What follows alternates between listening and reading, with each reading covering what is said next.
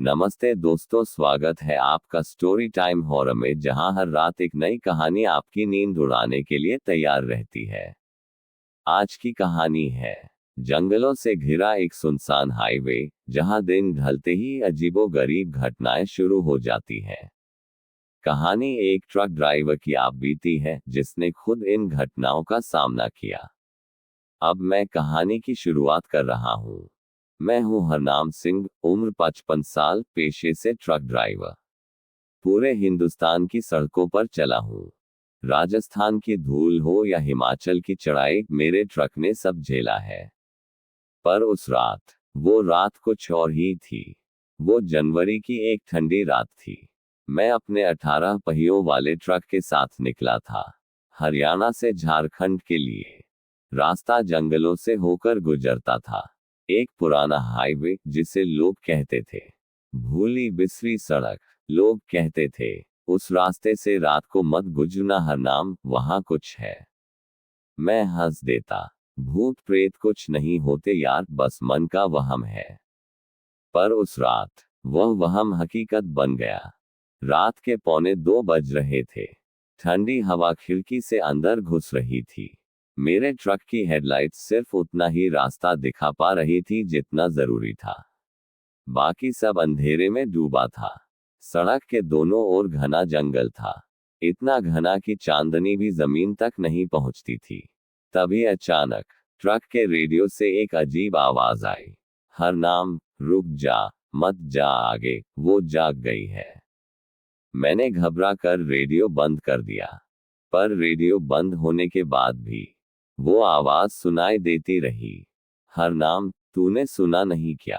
मेरे शरीर में ठंडी लहर दौड़ गई। मैंने शीशे से बाहर झांका तो देखा, सड़क पर एक औरत खड़ी थी, एकदम सफेद साड़ी में, लंबे बाल नीचे झुके हुए। चेहरा दिख नहीं रहा था। मैंने ब्रेक मारे, ट्रक रुक गया। पर जब मैंने दोबारा बाहर देखा, वो औरत गायब थी। मुझे पसीना आने लगा। सर्दी में भी मेरी हथेलियां गीली हो गईं। मैंने ट्रक दोबारा स्टार्ट किया और आगे बढ़ा। लेकिन कुछ दूर जाने के बाद वही औरत फिर दिखाई दी। इस बार वो ट्रक के बिल्कुल सामने आ गई थी। मेरे सामने वही औरत खड़ी थी, सफेद साड़ी में, सिर झुका हुआ, बाल उसके चेहरे को ढक रहे थे। वो हिल नहीं रही थी, बस जैसे किसी मूर्ति की तरह जम गई हो। मैंने हॉर्न बजाया, एक बार, फिर 2 बार, पर वो टस से मस नहीं हुई। मैंने न चाहकर भी ट्रक से उतरने का फैसला किया। ठंडी हवा चाकू की तरह चेहरे को चीर रही थी। मैंने जैकेट कसकर बंद की और ट्रक की हेडलाइट की रोशनी में उसकी ओर बढ़ा। बहन जी, क्या आप ठीक हैं? ये सड़क पर क्यों खड़ी हैं? कोई जवाब नहीं। मैंने एक कदम और बढ़ाया, और तभी उसने अचानक अपना सिर उठाया। उसका चेहरा चेहरा नहीं, एक सड़ा गला मांस का टुकड़ा था। आंखें काली, पूरी तरह खाली, जैसे अंदर कुछ था ही नहीं। वो चीखी, इतनी तेज, इतनी कर्कश चीख, जैसे किसी जानवर को जिंदा जला दिया गया हो। मैंने बिना कुछ सोचे दौड़ लगा दी। सीधा ट्रक में घुसा और दरवाजा बंद कर लिया। ट्रक स्टार्ट किया और पूरी रफ्तार से भागा। पीछे मुड़कर देखने की हिम्मत नहीं थी। पर रियर व्यू मिरर में वो औरत दौड़ रही थी, सड़क से ऊपर उड़ती हुई, मेरी ट्रक की स्पीड से भी तेज। मैंने आंखें बंद कर ली और बस एक्सीलरेटर दबाए रखा। करीब आधा घंटा लगातार ट्रक चलाता रहा। कोई आवाज नहीं, कोई और गाड़ी नहीं, सिर्फ मैं और जंगल। पर तभी ट्रक का इंजन खुद ब खुद बंद हो गया। मेरे हाथ कांपने लगे। मैंने दोबारा स्टार्ट करने की कोशिश की। घर्रा घर्रा घर्रा ठप। ट्रक ने जवाब दे दिया। अचानक पीछे से खट खट की आवाज आई। किसी ने ट्रक का पिछला गेट खटखटाया था। मैं चुप, सांस रोके बैठा रहा। फिर दूसरी खटखट, इस बार जोर से। मैंने अपने बगल से रॉड निकाली और चुपचाप उतरने लगा। टॉर्च जलाया और ट्रक के पीछे गया। पीछे कुछ नहीं था, सिर्फ वो गीली मिट्टी, जिस पर किसी के नंगे पैरों के निशान बने थे। बड़े, अजीब आकार के, मानव और पशु के बीच का कुछ। और तभी एक आवाज आई, हरनाम, अब तू नहीं बचेगा, तूने मेरी नींद तोड़ी है, अब तुझे मेरे साथ चलना होगा। हरनाम, अब तू नहीं बचेगा। वो आवाज मेरे कानों में जैसे गर्म शीशा बनकर उतर गई। मैंने पीछे पलटकर देखा, पर वहां कोई नहीं था।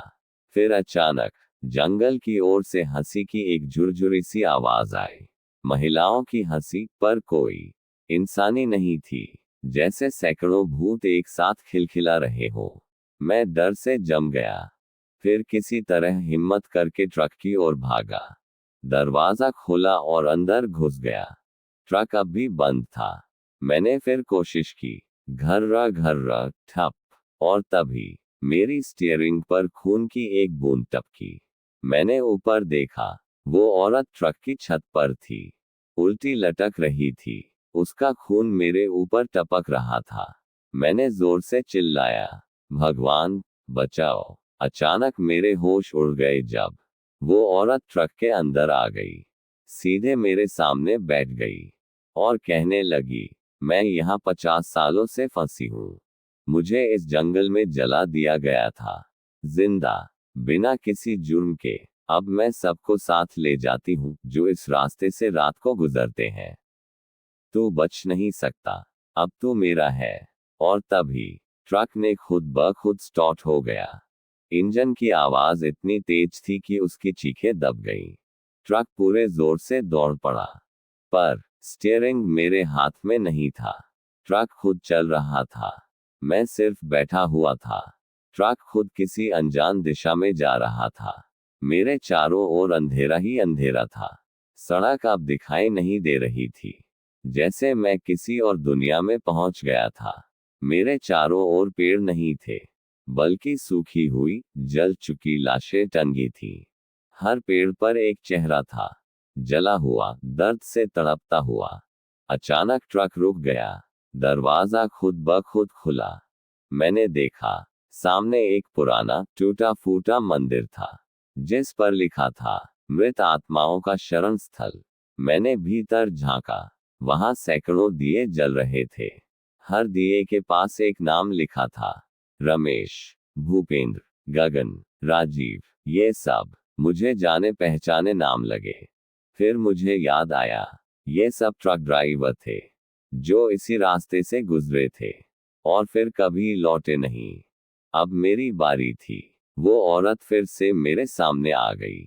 उसका चेहरा अब और भी विकृत था, हड्डियां बाहर निकली हुई, आंखें लहूलुहान। हरनाम, अब तो भी यही रहेगा, हमेशा के लिए। मैंने जोर से चीख मारी और बेहोश हो गया। जब मेरी आंख खुली, मैं मंदिर के अंदर था। चारों तरफ धुआं फैला हुआ था। मटमैली रोशनी में दीवारें खून से सनी लग रही थी। मैंने उठने की कोशिश की, पर मेरे हाथ पांव किसी चीज से बंधे हुए थे। और फिर मैंने देखा, मेरे सामने दर्जनों आत्माएं खड़ी थीं। ट्रक ड्राइवरों की आत्माएं, हर एक की आंखें खाली, चेहरे पर दर्द की छाप। एक आत्मा आगे बढ़ी। उसके मुंह से आवाज आई, भाग मत हरनाम, अब तू भी हमारे जैसा हो चुका है। मैंने चिल्लाकर कहा, मैंने कुछ नहीं किया, मुझे जाने दो।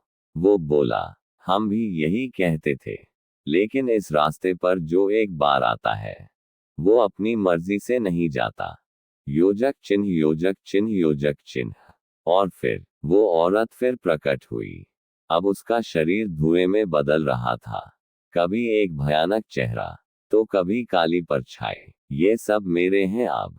और तो भी, तू नहीं समझता हरनाम, मैं वो आग हूँ जिसमें इंसानों ने मुझे जलाया था। अब मैं सब कुछ जलाकर राख कर दूंगी। तभी एक बूढ़े की आत्मा वहां प्रकट हुई। वो बाकी आत्माओं से अलग था, शांत, गंभीर। उसने कहा, हरनाम, तू अब भी बच सकता है, अगर तू मेरा काम कर दे। मैंने कांपती आवाज में पूछा, कैसा काम? इस मंदिर के नीचे एक कुआं है, जहां उस औरत की असली राख छुपाई गई है। अगर तू वो राख निकालकर गंगा में बहा दे, तो उसकी आत्मा मुक्त हो सकती है, और हम सब भी। मैंने हिम्मत जुटाई और कहा, मुझे नीचे ले चलो। मंदिर के एक कोने में पत्थर हटाया गया। नीचे की ओर सीढ़ियां जाती थीं। अंधेरे, सड़े गले की बदबू से भरी हुई। मैं नीचे उतरा। हर कदम के साथ आवाजें तेज होती जा रही थी। हर नाम, मत जा, तेरे शरीर की गर्मी मुझे चाहिए। मैंने ध्यान नहीं दिया। नीचे पहुंचा। वहां एक पुराना कुआं था, जिसके पास एक लोहे की संदूक रखी थी। मैंने जैसे ही संदूक खोली, भीतर राख थी, और साथ में एक चोटी, औरत की चोटी। जैसे ही मैंने उसे उठाया, पूरे मंदिर में भूकंप जैसा कंपन शुरू हो गया। वो औरत फिर आ गई। अब उसकी शक्ल पूरी तरह राक्षसी हो चुकी थी। तूने मेरी राख को छुआ, अब तू जल जाएगा। मैंने हिम्मत नहीं हारी, चोटी और राख लेकर भागा। सीढ़ियां चढ़ते हुए गिरते पड़ते बाहर निकला। ट्रक वहीं था। मैंने इंजन स्टार्ट किया। इस बार ट्रक तुरंत चल पड़ा। मैंने ट्रक सीधा गंगा की ओर मोड़ दिया। योजक चिन्ह, योजक चिन्ह, योजक चिन्ह जारी। योजक चिन्ह, योजक चिन्ह, योजक चिन्ह। अगले भाग में हरनाम सिंह करेगा अंतिम टक्कर भूतनी की आत्मा से, गंगा के किनारे, जहां होगा अंतिम निर्णय, मोक्ष या मृत्यु। मैंने ट्रक गंगा नदी की ओर मोड़ दिया। सड़क वीरान थी, पर अब डर नहीं था। अब सिर्फ एक ही मकसद था, उस आत्मा को मुक्ति देना। ट्रक की हेडलाइट्स दूर तक फैली हुई थी, और दूर कहीं गंगा की जलधारा चमक रही थी। पर जैसे जैसे मैं पास पहुंचा, हवा भारी होने लगी, जैसे कोई मुझे रोकना चाहता हो। गाड़ी की खिड़कियां खुद ब खुद बंद हो गईं। रेडियो से वही पुरानी आवाज फिर गूंजने लगी। हर नाम, रुक जा, मेरी राख को बहाना मतलब मौत को न्योता देना है। मैंने रेडियो तोड़ डाला। अब कुछ भी हो जाए, राख गंगा में जाएगी। गंगा किनारे पहुंचते ही पूरा आसमान काला पड़ गया। बिजलियां चमकने लगी, हवा में राख उड़ने लगी, जैसे पूरा ब्रह्मांड उस आत्मा के क्रोध में जलने लगा हो। मैंने ट्रक से उतरकर वो संदूक उठाई और नदी की ओर बढ़ा। पर तभी वो औरत सामने आ गई। अब वह इंसान नहीं रही थी, एक आग का गोला थी।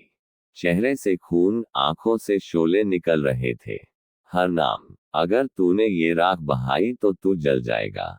तेरी आत्मा भी कभी चैन नहीं पाएगी। मैं डगमगाया, पर फिर पीछे देखा। वो सब आत्माएं जो मुझे मंदिर में मिली थी, अब मेरे पीछे खड़ी थी। उनकी आंखों में उम्मीद थी। बुजुर्ग आत्मा बोली, कर दे बेटा, एक पाप का अंत कर दे। मैंने पूरी ताकत से चोटी और राख को गंगा में फेंक दिया। जैसे ही राख पानी से मिली, एक जोरदार विस्फोट हुआ। सारा वातावरण कांप उठा। वो औरत जोर जोर से चिल्लाने लगी, नहीं, नहीं, नहीं। उसकी आत्मा चीखती हुई एक धुएं की लकीर बनकर आसमान में गायब हो गई। अगले ही पल आसमान साफ हो गया। चांद फिर से चमकने लगा। हवा फिर से ठंडी हो गई।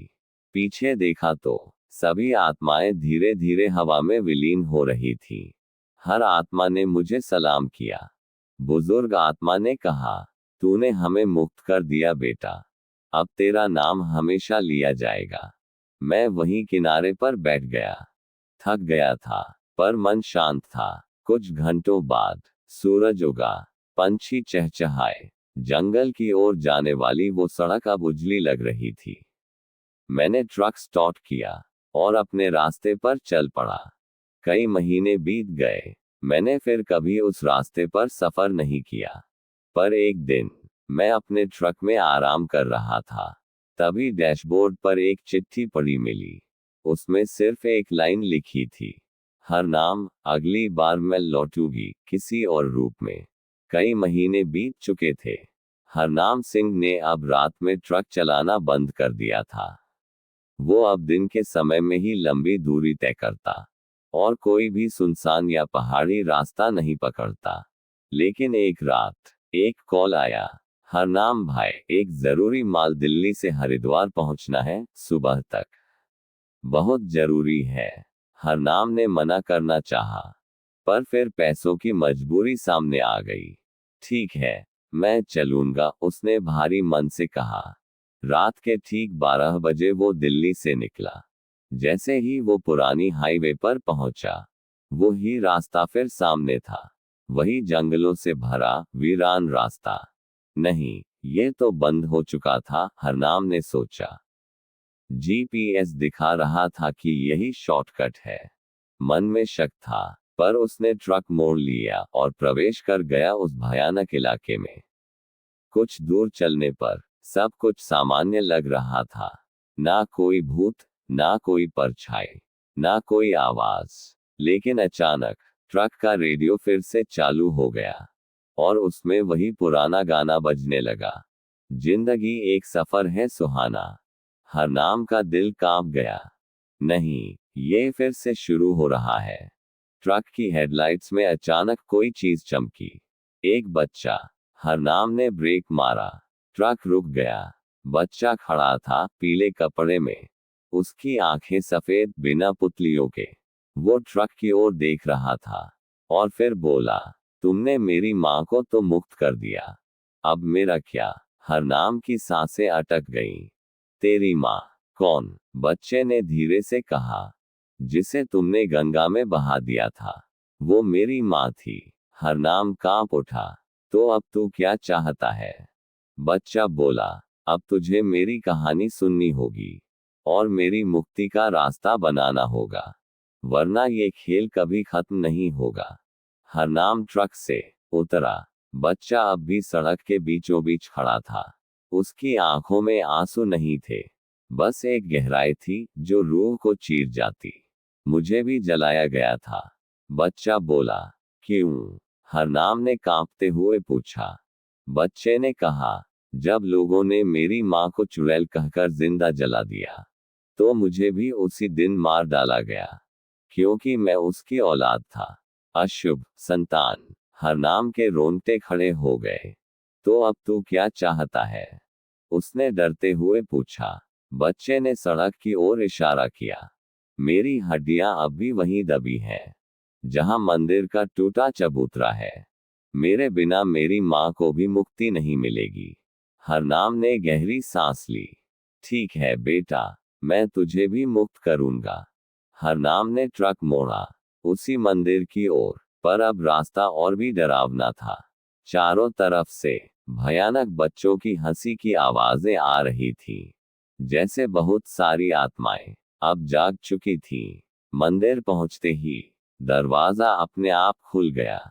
बच्चा आगे आगे चलने लगा। यहीं नीचे, जहां मां को जलाया गया था, वहीं मेरी हड्डियां गाड़ दी गई थीं। हरनाम ने फावड़ा निकाला और खुदाई शुरू कर दी। कुछ ही मिनटों में एक छोटे शरीर की टूटी हुई हड्डियां सामने थी। उस पर पीली मिट्टी सड़ी हुई थी। तभी मंदिर की दीवारों पर लिखाएं उभरने लगी, जो इस आत्मा को छुएगा, उसका अंत निश्चित है। हरनाम ने हड्डियां हाथ में उठाई। तभी तेज तूफान उठा। मंदिर के अंदर आग की लपटें उठने लगी। बच्चे की आत्मा रोने लगी। अब मैं जा सकता हूँ, माँ मुझे बुला रही है। हरनाम ने दोनों हाथ ऊपर किए। जा बेटा, जा और माँ की गोद में सो जा। बच्चे की आत्मा धीरे धीरे सफेद धुएं में बदलती गई और मंदिर की छत को चीरते हुए आसमान में उड़ गई।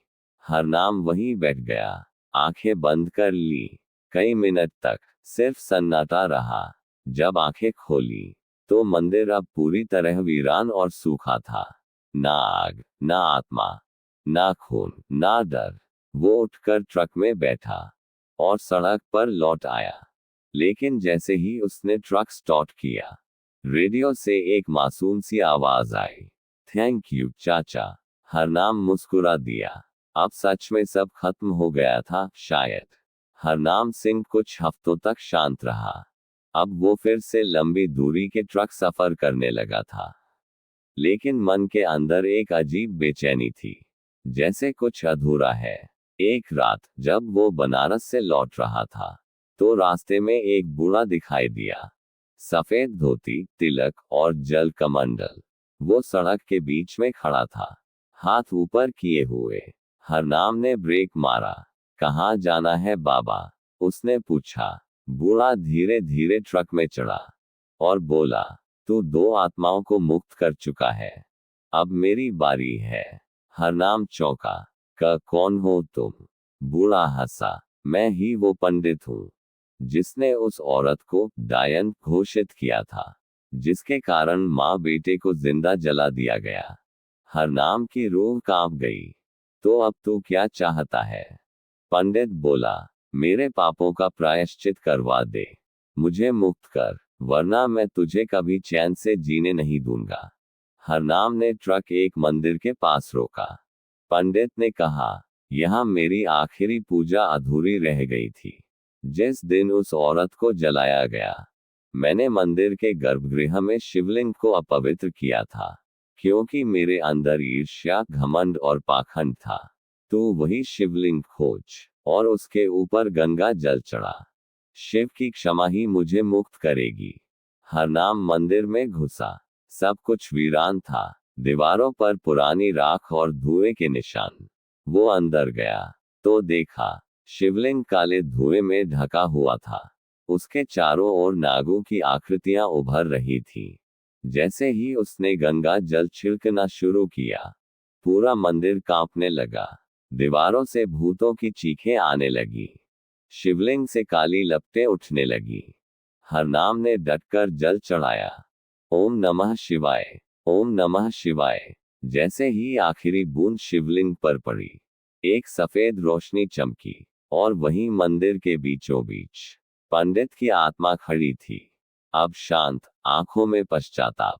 धन्यवाद बेटा, अब मैं मुक्त हूं, पर याद रखना, तेरी रूह भी अब उनके संसार से जुड़ गई है। तू अब सिर्फ ट्रक ड्राइवर नहीं रहा, तू बना है राहों का रक्षक, जो हर खोई आत्मा को राह दिखाएगा। अब हरनाम कोई आम आदमी नहीं था। उसका ट्रक अब सिर्फ सामान नहीं ढोता था, बल्कि भटकी आत्माओं को उनके अंजाम तक पहुंचाने का काम करता था। जहां कोई आत्मा मदद मांगती, हरनाम वहां पहुंच जाता। हर रात एक नया रास्ता, एक नई आत्मा, एक नया रहस्य। लेकिन कहीं दूर एक बहुत पुरानी हवेली में एक और आत्मा जाग रही थी। हरनाम, अब तो मुझे रोक नहीं पाएगा, मैं तुझे तेरे अतीत से मिलवाऊंगा।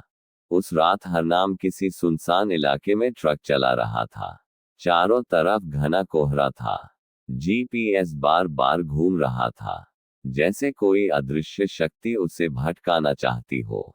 अचानक ट्रक के सामने एक हवेली आ गई, बिल्कुल उजाड़, टूटी हुई, पर जानी पहचानी सी। हरनाम का दिल तेजी से धड़कने लगा। उसने ट्रक रोका और हवेली के गेट की ओर बढ़ा। हवेली के फाटक पर लिखा था, ठाकुर तेजपाल सिंह की कोठी। हरनाम ठिठक गया। तेजपाल सिंह, ये नाम तो मेरी माँ अक्सर बड़बड़ाया करती थी, पर उसने कभी मुझे कुछ बताया नहीं। वह अंदर गया। हवेली की दीवारों पर पुरानी तस्वीरें थीं। एक तस्वीर देखकर उसके पैर जम गए। ये तो मेरी माँ है, पर उसके साथ ये आदमी कौन? तभी एक बुजुर्ग आत्मा प्रकट हुई। गंभीर चेहरा, लाल टीका, भारी आवाज। हरनाम, मैं ही ठाकुर तेजपाल हूँ, तेरा बाप। हरनाम की आंखें फैल गईं। क्या? हाँ, तेरी माँ एक नौकरानी थी, पर मैंने उससे जबरन संबंध बनाए और तू पैदा हुआ। जब सच्चाई फैली, तो मैंने उसे हवेली से निकाल दिया। तुझे कभी अपनाया नहीं, पर अब मेरी आत्मा इस हवेली में सड़ रही है। हरनाम गुस्से से कांप उठा। तू चाहता क्या है अब? ठाकुर की आत्मा बोली, मैं पश्चाताप करता हूँ। तेरी माँ की आत्मा मुझे माफ नहीं कर रही। उसे ढूंढ और मुझसे मिलवा, वरना ये हवेली तेरी कब्र बन जाएगी। हरनाम ने अपनी माँ का पुराना मंदिर याद किया, जो गांव के बाहरी इलाके में था। वहां जाकर उसने पूजा की और माँ का नाम पुकारा। माँ, अगर मेरी पुकार सुन रही हो, तो प्रकट हो। तेरा बेटा तेरे न्याय के लिए आया है। धीरे धीरे हवा चलने लगी। दीपक बुझ गए और एक शांत, सौम्य पर उदास आत्मा प्रकट हुई। हरनाम, बेटा, आवाज आई। हरनाम घुटनों पर गिर पड़ा। माँ, पिताजी की आत्मा तुम्हारे सामने क्षमा मांग रही है। उसे माफ कर दो माँ, वरना हम सब कभी चैन नहीं पाएंगे। माँ की आत्मा कुछ देर चुप रही, फिर बोली, मैंने बहुत सहा है बेटा, पर अगर तू चाहता है तो मैं उसे माफ करती हूँ। पर तू वादा कर, अब से हर जुल्म के खिलाफ लड़ेगा, हर बेगुनाह आत्मा की लड़ाई लड़ेगा। वादा माँ, तेरा बेटा अब कभी पीछे नहीं हटेगा। दोनों आत्माएं, माँ और ठाकुर, हवेली में मिलते ही सफेद रोशनी में विलीन हो गई। हवेली भर गई एक सुकून की हवा से।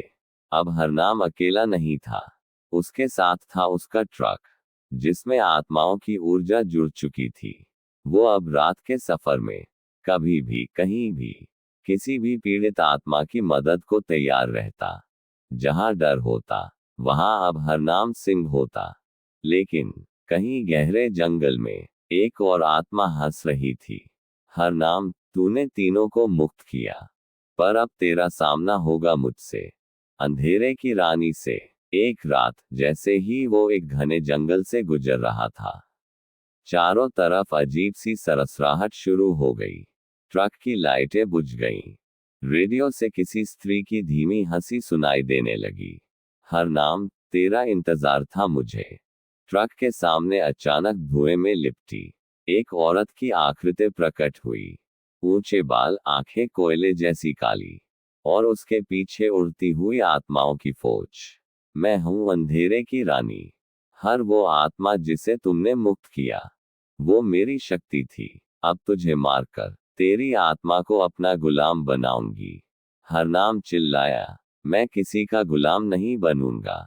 मैंने जिन आत्माओं को मुक्त किया है, वो अब मेरी ढाल है। तभी हवा तेज हुई, और माँ की आत्मा, बच्चा, पंडित और ठाकुर सब एक एक कर प्रकट हुए। उनकी ऊर्जा एक होकर हरनाम को शिव के त्रिशूल का आभास दे गई। अंधेरे की रानी, तेरा अंत यही है। हरनाम ने चिल्लाते हुए त्रिशूल की ऊर्जा को हवा में छोड़ा। एक जोरदार विस्फोट हुआ। जंगल कांप गया। रानी चीखी, नहीं, ये संभव नहीं, और वो स्याह धुआं बनकर हमेशा के लिए मिट गई। सुबह हुई। हरनाम अकेला ट्रक में बैठा था। चेहरे पर शांति थी। उसने आसमान की ओर देखा। अब सब मुक्त हैं। अब मैं भी आराम कर सकता हूँ। लेकिन तभी एक बच्चा दौड़ता हुआ आया। चाचा, मेरी बहन गुम हो गई है जंगल में। कोई है वहां जो आवाजें निकालता है? हरनाम मुस्कुराया। ट्रक स्टार्ट किया। चलो बेटा, एक और आत्मा हमारा इंतजार कर रही है। अंततः हरनाम सिंह अब एक नाम नहीं रहा, वो बन गया है कहानी जो हर उस रास्ते पर सुनाई जाती है जहां रात हो, जंगल हो और आत्माएं भटकी हो। शायद अगली बार जब आप रात को हाईवे पर अकेले चले तो कहीं दूर एक ट्रक की आवाज सुने और एक भारी सी आवाज कहे, घबराओ मत, मैं हूं हरनाम सिंह। दोस्तों, कहानी समाप्त हुई। वीडियो अच्छी लगी हो तो वीडियो को लाइक, कमेंट और चैनल को सब्सक्राइब करना ना भूलें। धन्यवाद।